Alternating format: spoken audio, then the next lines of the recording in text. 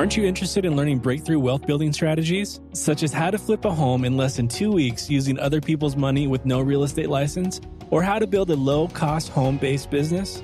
You can discover how to take passive income from any source and invest it into real estate, stocks, or business to become financially independent investing in any market with Residual Roads Business Institute. Collaborate with Andre and other Residual Roads advisors to create a free action plan and start implementing strategies today. Go to www.residualroads.com or email info@residualroads.com. Welcome to the Investing Uncensored podcast. You've been searching for different ways to become financially independent or generate passive income to live out your life's purpose as you've seen others do it, but need insight on how. Well, get excited because here you'll discover the tips and resources to fulfill that need. Andre Stewart has spent more than a decade successfully making it happen for himself and others. This is the Investing Uncensored podcast. And now here's your host, Andre Stewart. Welcome to Investing Uncensored. I'm your host, Andre Stewart, and today I'm going to play a podcast that was previously recorded. You may have heard of the guest before. It was Stephen Polk. I brought him on as my second episode, and we talked about the market of Memphis, where he's at. But on this podcast, we're going to talk about investing in real estate with minimal money and how to get started doing wholesaling. And I think it was pretty beneficial. That's why I want to do a playback for you guys. And I hope you guys take something away from it and you find it beneficial. Maybe about a month ago, I did a video on YouTube called How to Make $100,000 Wholesaling Using Zillow 10 hours a week. So this week, I wanted to take a deeper dive into wholesaling, why I think it's one of the best ways to get into real estate. For one, you don't have to pay any money out of pocket, maybe for stamps, but it also allows you to be able to, build up your reserve so you can really actively become a true investor. My boy Stephen, I met Stephen back in college at Oral Roberts University. I got him on the line. He's been in real estate for a while. He started maybe a year or two before I did. So I kind of wanted to get his insight, just give you guys a different perspective of another active investor who's made a lot of money in real estate. He started out doing wholesaling as well. You know what I mean? He didn't know I was doing real estate. I didn't know he was doing real estate. We kind of just came in. At one point, we were on the phone one day. He's like, yeah, man, I'm doing real estate. And I'm like, oh, I am too. He's been killing it. He's in Memphis. So, yeah, we're going to do a quick little webinar for you guys. And if you're not on the webinar, if you're listening to the podcast, feel free to go to How to Make $100,000 Wholesaling Using Zillow 10 hours a week on YouTube and, pretty much get that rundown.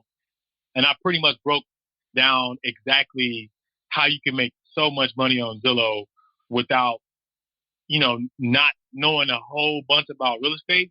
That one video alone will help you get started. So anyway, I'm going to quit talking.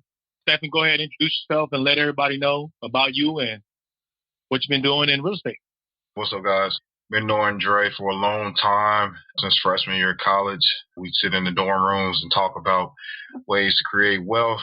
We both knew we wanted to get it back then. Wasn't really sure how, but, we stayed focused. And, it's crazy how we kept in contact over the years, every now and then. But it's crazy. One time we talked and he's like, what you doing? It's like, well, I'm doing real estate. He's like, oh, I'm doing real estate too. I'm like, what? No, you're not. He's like, yeah, I am. So, we both, even back then, visualized what we wanted to do and ended up actually doing the same thing, which was pretty crazy.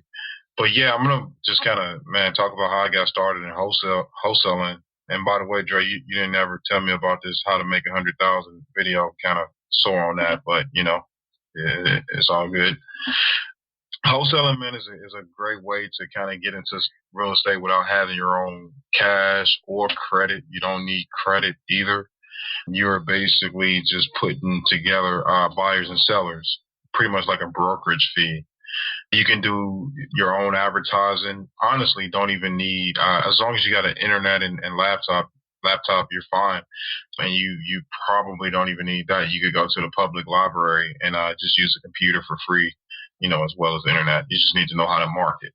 But I just wanted to kind of share my story on how I got started. I basically put out bandit signs, and there's a ton of ways to get started and to do, marketing. But I think I spent like maybe $200 I went out at 3 o'clock in the morning. I put out bandit signs on every major intersection in Memphis. And be careful with that, guys, because I did get a couple of calls from city officials. I wouldn't recommend to tell them what I told them, but I said, hey, you guys, I'm creating tax money for you. So, but I don't really recommend that. But anyway, I ended up getting a call, and I had a gentleman that told me he was interested, and I went over to see the house. It was trashed, needed paint. You could tell someone had just moved out recently because some of the tenants' things were in there. And the gentleman had just basically got tired of real estate. He just didn't want the property anymore. So I ran comps in the area. I found out how much the house was worth. At the time, I didn't really know about repairs, but I do recommend that you guys do your research on evaluating the deal and seeing how much a house will need in repairs. It just helps in the future, but don't let that detour you from getting started. So I ended up meeting the guy in the parking lot. At the time, my car was not the best. I was a little embarrassed, and I told him, I said, hey man, the house is in bad shape. I asked him how much he wanted. He told me he wanted $10,000 for it. So I put the house under contract for $10,000. I called my investor, and I ended up selling the house for 14.5. So I was able to make the difference. I did an assignment contract with them and made $4,500. And I was like, hey, you know what? This works. And it did take me, I think it took me like 2.5 months to get my first deal. So, but I stuck with it. I stayed persistent. I had a bunch of no's. I had a couple of deals that fell through the pipeline. But, if you stick with it, get you a good marketing strategy. It's a good way for you to enter real estate. I still do a little wholesaling now. Got a couple purchases. To hop in real quick, you should never get away from wholesaling. You know what I mean? Like me and Stephen, we talked about this a couple months ago because we were doing deals. And when you're doing flips, you need capital to make sure that the flip goes smoothly. And a lot of times, if you, for instance, I put, I think I got about $60,000 out there on flips. That's one of the downsides of doing flips. If you do a multiple at one time, you kind of run out of money. And if you run out of money and a project needs more money, where are you going to get it from while you're waiting? So we talked about that, 2 months ago when you came out here? It's like, when you're doing flips, you need to make sure that you're still doing wholesale deals to keep money coming in, because flips take a while, or just deals in general take a long time. It's not an overnight thing. So you got to be doing wholesale deals because you can make that money real fast, and it'll keep you afloat in between when your flip gets done if you don't have any other income coming in. So you kind of want to have multiple income streams, and you want to keep it all in one industry. I kind of like doing that. So wholesaling and flipping, you still within real estate. You know what I mean? And so once you get to the point of where you can educate people on how to do real estate, you can maybe use that as an income stream as well. But give your input on that. Why you feel wholesaling is still a good idea, even if you're doing flips. No, absolutely, man. I would have to agree 110%. And I know we just talked about that the other day. I think I've got like 3 or 4 flip projects going on right now. And I actually just wholesaled a deal about a couple of days ago.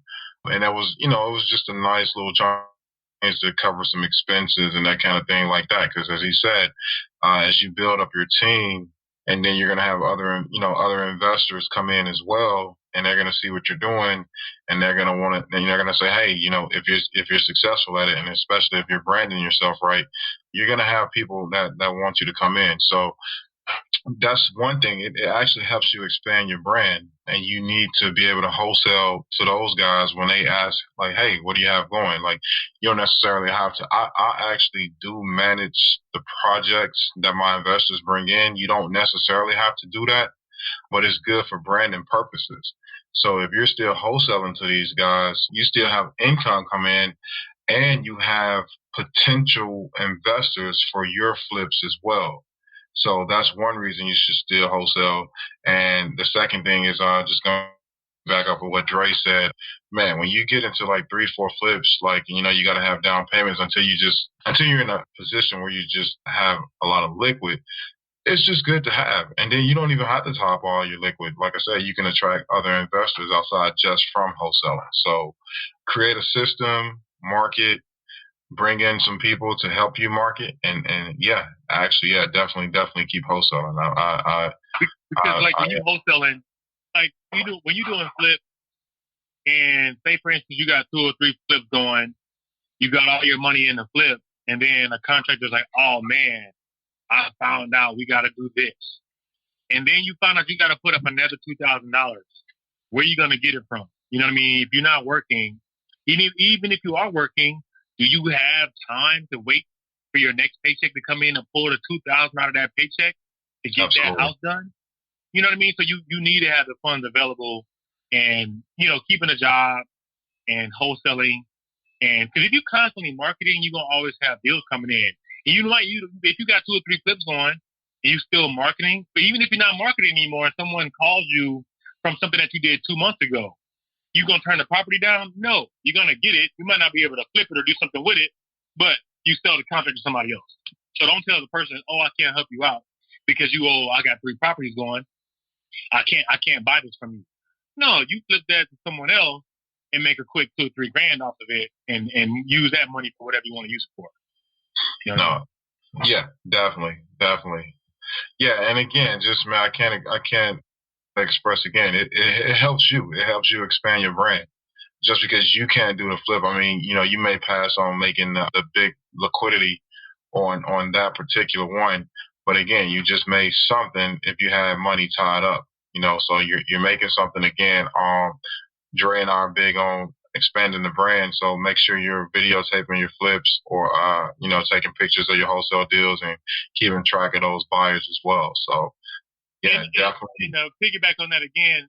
Not to mention, say for instance, you got a wholesale deal, you got something on the contract. If you go to like a RIA, real estate investment club, or you go to a meetup group and say, hey, I got a property with such and such amount of equity, I got it on the contract, who wants to buy it? So now you look like the go-to person to, for people to buy houses from. So now you become that person. Oh yeah, that's the guy that got up there last week who had a house for sale. Now people are going to think you get houses. So now you got people coming to look you down, investors coming to look you down for properties. So now that's like, it kind of makes your job easy. You don't got to do too much anymore now because you've already, established yourself as a person who can get houses. You know what I mean? So like you said, expanding the brand, making you look like an expert. So now when you get done with the flips, you don't even have to worry about using your own capital anymore because now you got these investors knocking your door down for property. You know what I mean? Exactly. That's why wholesaling is so big, because wholesaling is like the gateway to real estate. You know what I mean? I'm going to say drugs, like smoking weed is like the gateway to doing a whole bunch of other stuff. You know what I mean? Like real talk. So wholesaling is that. You know what I mean? Once you get into wholesaling, man, so many other avenues open up for you, and it kind of makes real estate easy because doing wholesale deals, you learn how to analyze deals. So when it's time for you to do your flips, you've broken down. If you wholesale, 10 or 15 deals, you'll know right away when you see something what to do with it. You know the exit strategy to go behind that one deal that you just picked up. But you only learn that through wholesaling. You don't get that from flipping. You're trying to figure out the best way to get this house signed so you can flip it to somebody else to make quick cash. You just learn how to analyze deals within a matter of 5 to 10 minutes. Yeah, absolutely. Wholesaling is like an internship into real estate investing. And I'm gonna throw this tip out too. When you are wholesaling, you're not gonna be able to sell every property, but you're gonna run across like a lot of potential buyers. Ask those buyers if you can volunteer on a site or if you can, shadow them. You've got to make it worth their while though. Like they don't want their time wasted. But I mean, if you volunteer your time and you say, hey, I can help you with projects, Dre and I both can tell you, we always need people to run like little errands, go to houses, take pictures, analyze deals. And if you can make yourself valuable, you can learn the business that much faster, as well as, learning what makes a good deal and where investors are buying at and that kind of thing like that too. One of the things that we do with our students and our clients, like I said, we coach and mentor people. We teach them how to wholesale, and then we're an investor to them.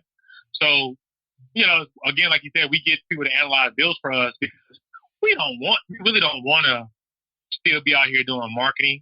You know what I mean? Like, it's time consuming to put down the Excel spreadsheet and put all these lists on there and send them out. But like newbies getting into the game, that's one thing that they should do because you learn the game that way.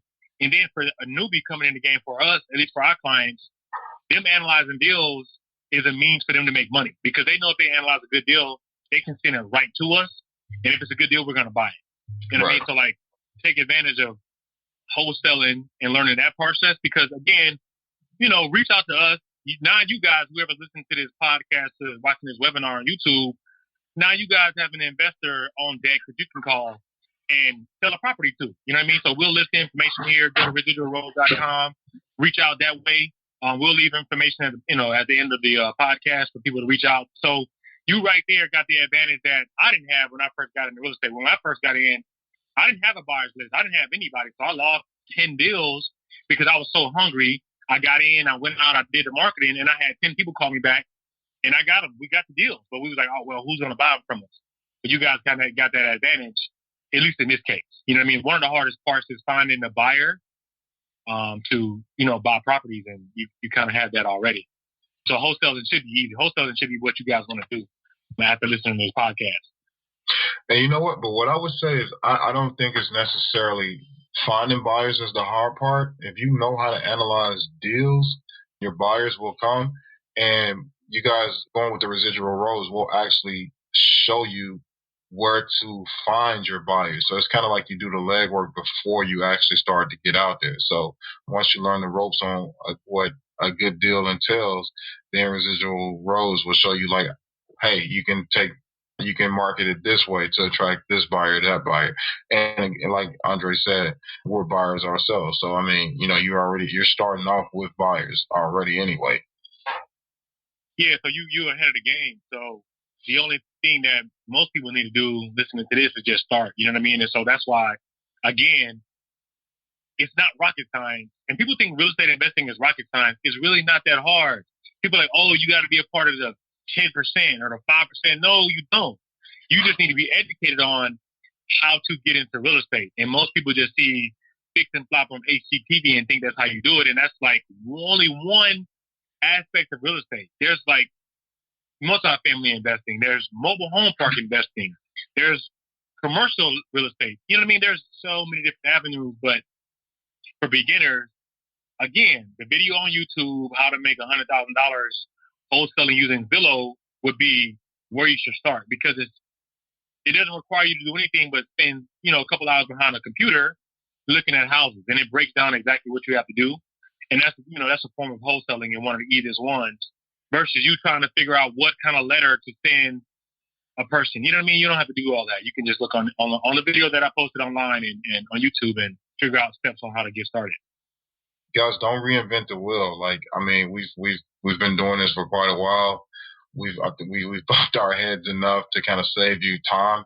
That's the whole reason we actually did these podcasts because, we realized the financial freedom that we bring, and we wanted to help people to avoid the hurdles that we had to get through ourselves to get started. So, it's just another way that you can kind of jump ahead of the game and create yourself some income like a lot sooner than even we were able to do. So I just kind of wanted to throw that in.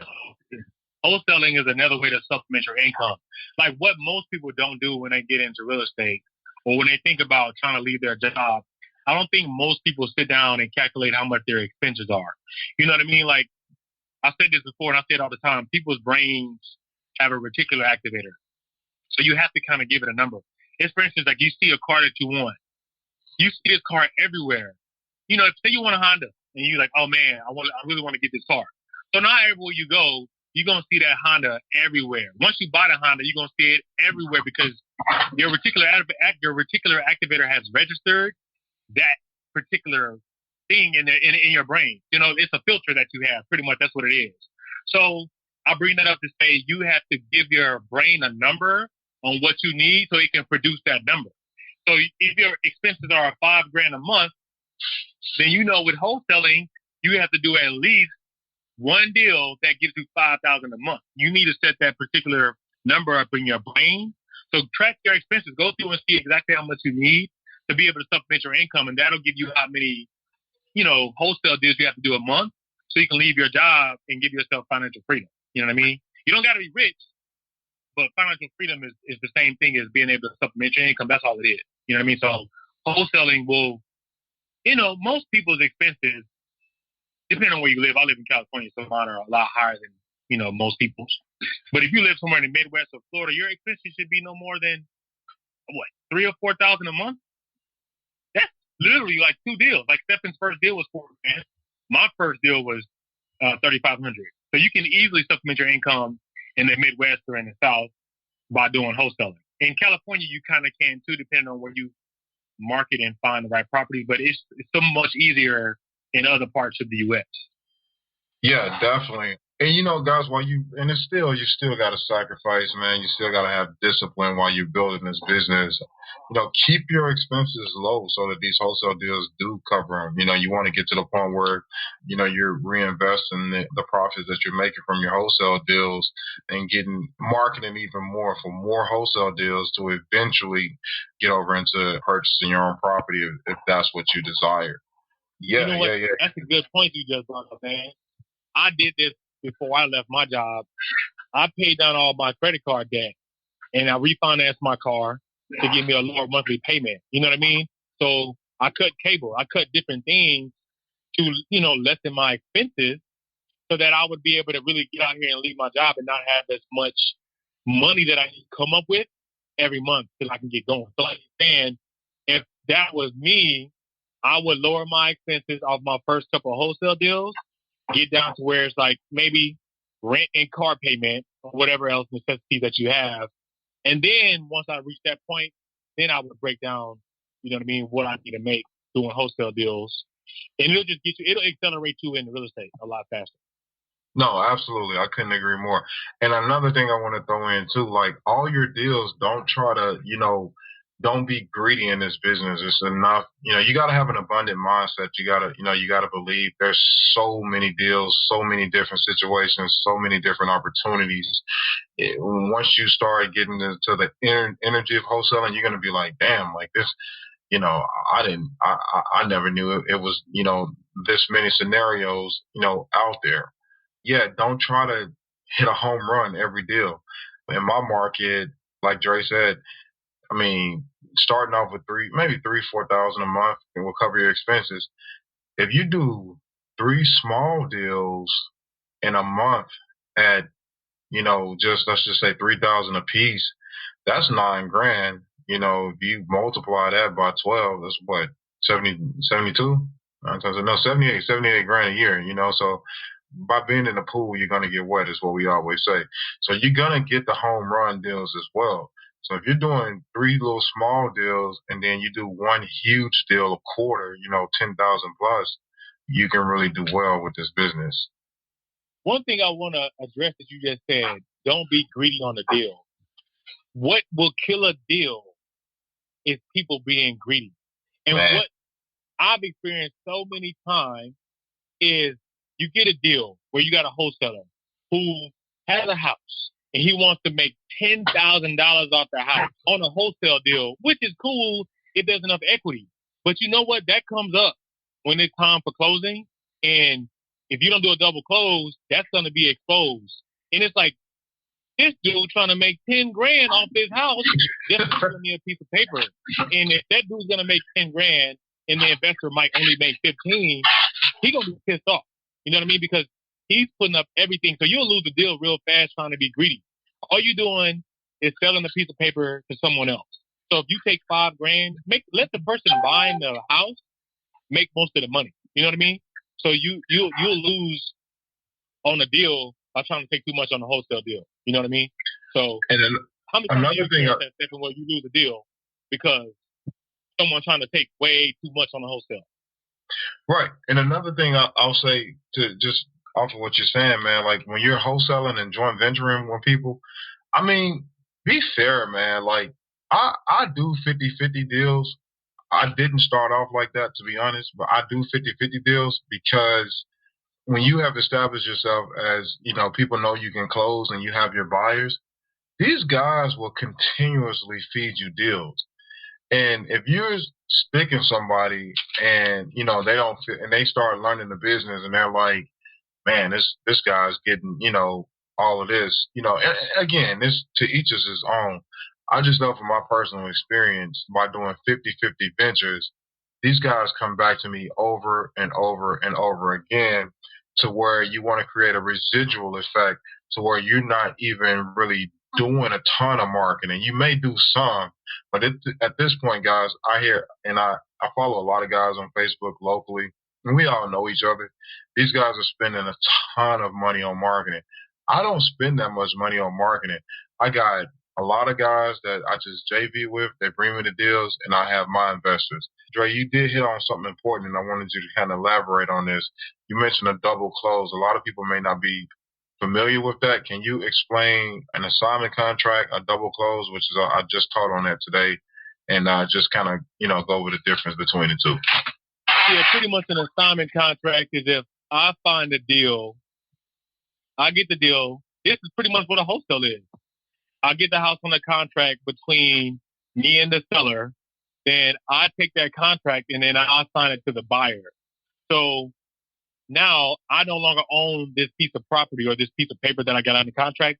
I've assigned it to the person who's going to buy it. So that's pretty much what an assignment is.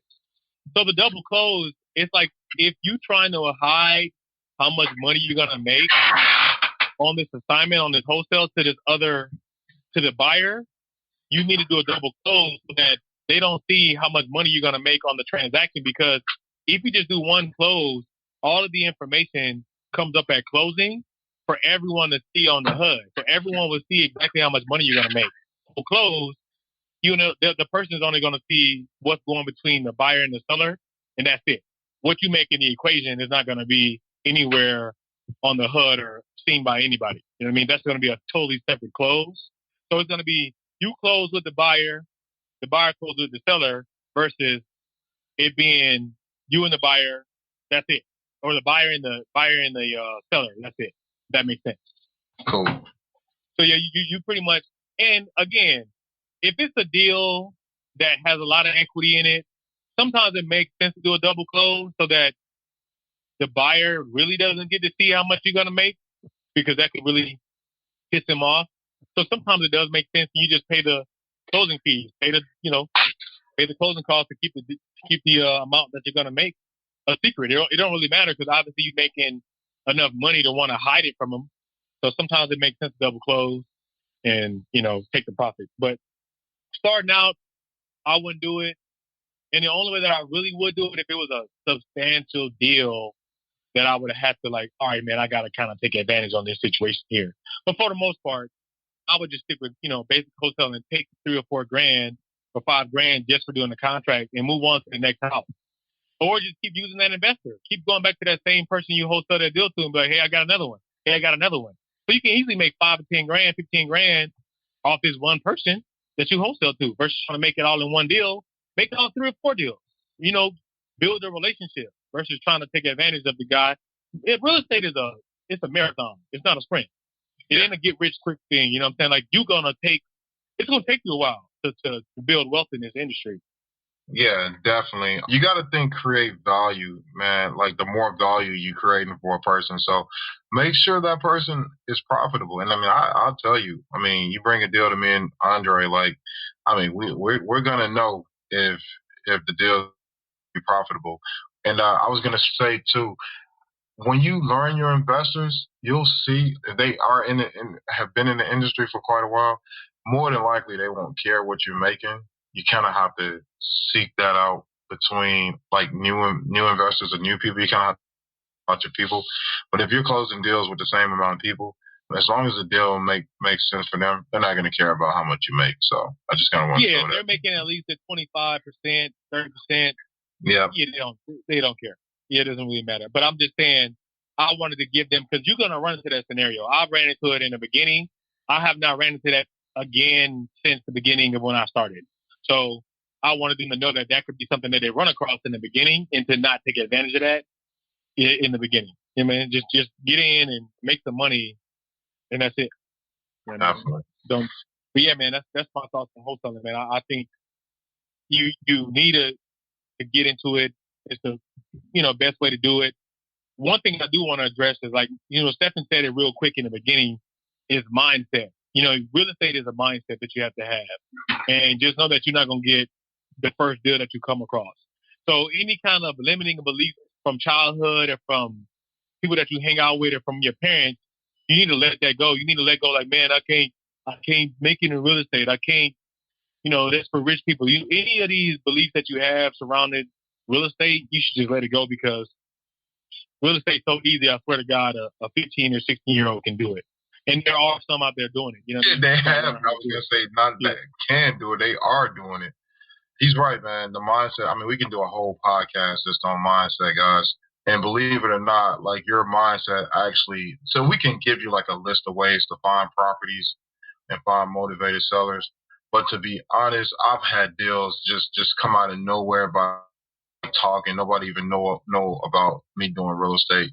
And we just so happen to get on the topic. And that's not advertising at all. So yeah, mindset actually will attract deals to you without traditional marketing sources. So it's crazy. So that's huge. We'll have to do a whole podcast on that.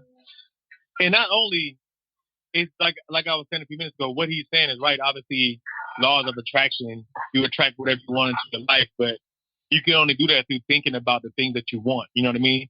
But what I meant to say about mindset, which was that also when these deals don't go the way you want, you don't get discouraged and give up. You know what I mean? A lot of people didn't do their first deal in real estate till like a year in. You know what I mean? So you could be out here doing all the marketing in the world and people can blow your phone up and you might not close the deal. So if you got 10 or 15 people that call you and you don't get the deal, do you give up or do you just push through it and keep going? When you're doing flips and you hit a wall to where so much shit coming to you from a deal, like, oh, the roof needs to be fixed, or the foundation needs to be fixed, or the electrical work needs to be fixed once you bought the house and you get inside, do you give up? Do you get defeated? When you need more money to get the flip going and you don't know where it's going to come from, what you going to do? You going to push through or you going to fold? Or you going to focus on that one deal and be stuck like, oh, man, now I'm focused on this one deal. Now you don't let the marketing go. You don't let all the other aspects of your life go because you're stressed out over this one deal. So you gotta have a mindset to be like, all right, man, it's only one deal, and then move on to the next. Move on to the next. Don't get stuck on one deal, and don't get stuck in stressing yourself out over one house. Absolutely. Yeah, man. I don't really have anything to say about that except for that's why you have to do so much due diligence, and you've got to be prepared so when that kind of stuff comes up. I've got a project I'm working on right now, and I underestimated some glass. The house was made out of glass. I actually thought you could just clean the glass, and it turns out I'm going to have to replace a good portion of it. $10,000 mistake, But you just gotta make sure you did your due diligence. You win some, you lose some.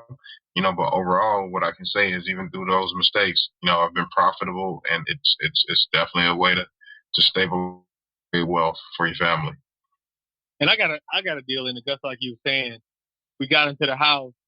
It was only supposed to be like a $25,000 rehab, and then we get into the house, and the entire electrical needs to be redone.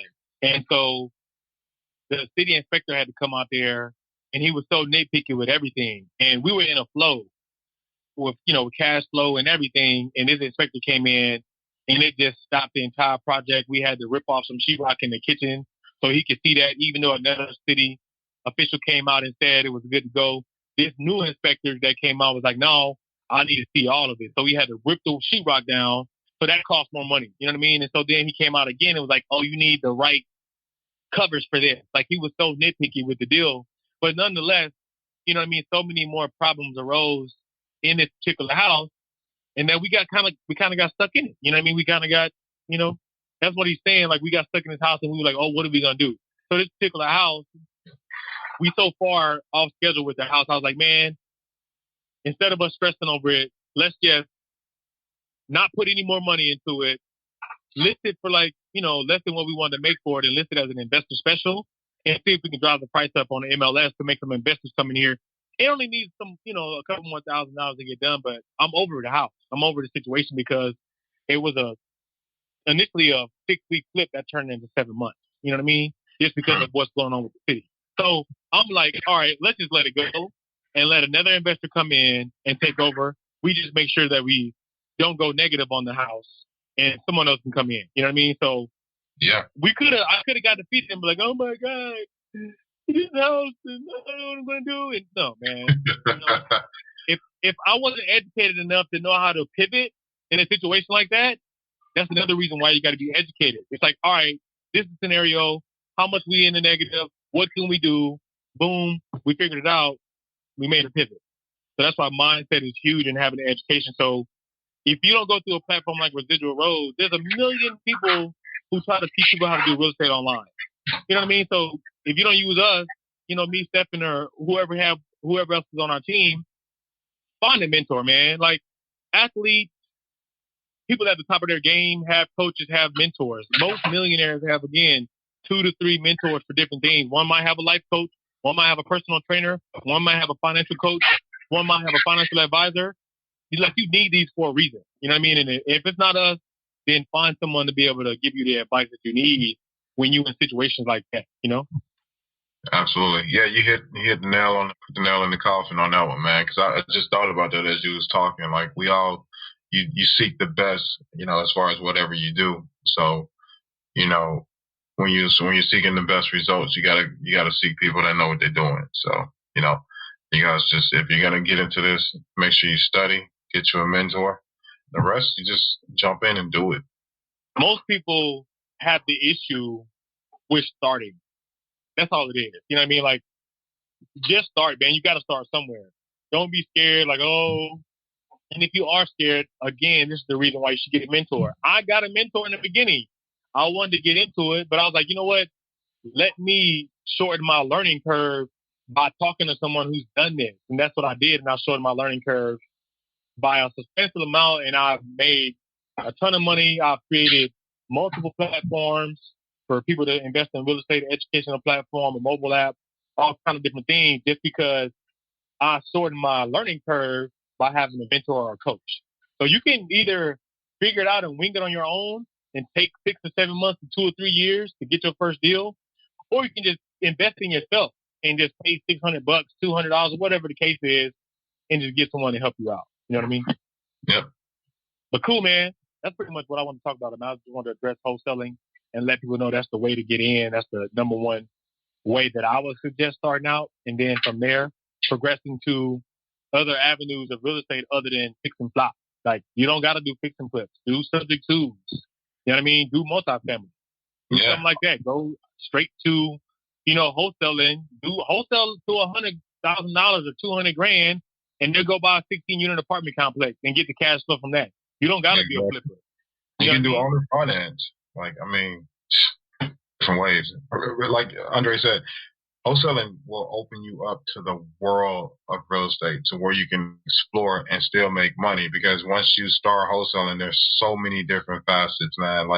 And you kind of, from that point, you kind of discover your niche and what you're good at. So that's all I got, man. But yeah, wholesaling has been great for me. Definitely, man. Well, thank you guys. Again, go to How to Make $100,000 Wholesaling Using Zillow for 10 hours a week on YouTube. Listen to the podcast. Man, just get started. Residualroads.com. Reach out, sign up. We got a class coming up November 20th. Man, take advantage. Look at my videos, Andre Stewart 1 on Instagram, and same thing on Facebook. So, Stephen, you can give your information. Yeah, you guys can check me out at Solid Properties TN. I give tips and tricks on there. SolidPropertiesTN.com is my website. And, feel free. But as far as the education mentorship, feel free to get with Andre on that. And we'd love to have you guys as part of the team. Let's make money, guys. All right, man. Get started. Take care. Peace.